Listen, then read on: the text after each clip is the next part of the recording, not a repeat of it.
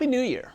Markets closed 2021 strongly, with global equities rising nearly 4% in December, only to see them give back most of those gains as 2022 began.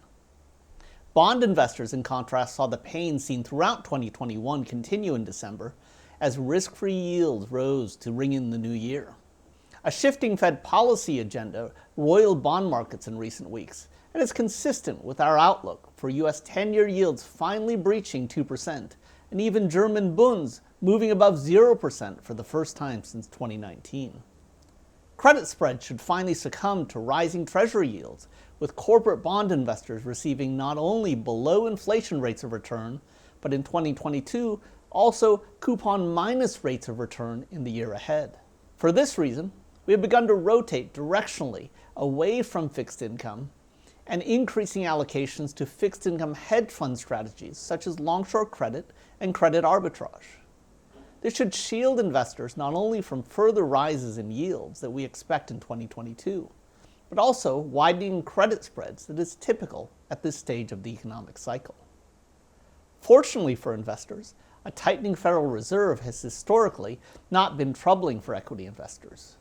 U.S. equity investors have seen positive returns averaging nearly 6%, with no periods of negative returns during the Fed tightening cycles since 1990.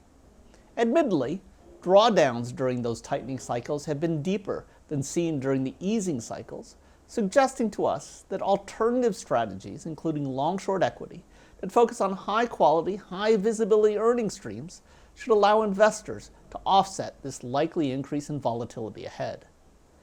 Indeed, equity investors can look forward to a tailwind from the start of the earnings season in the weeks ahead.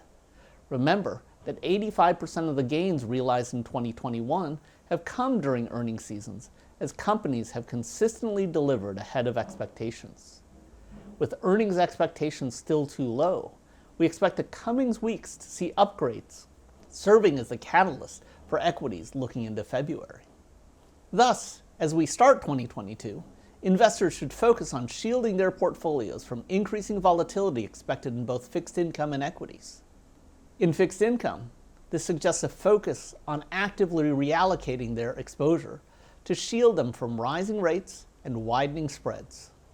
In equities, a bottom-up focus on high-quality, high-visibility earning streams can be paired with volatility-suppressing approaches like hedge funds and structured strategies as global equity markets move into the next phase of the economic cycle.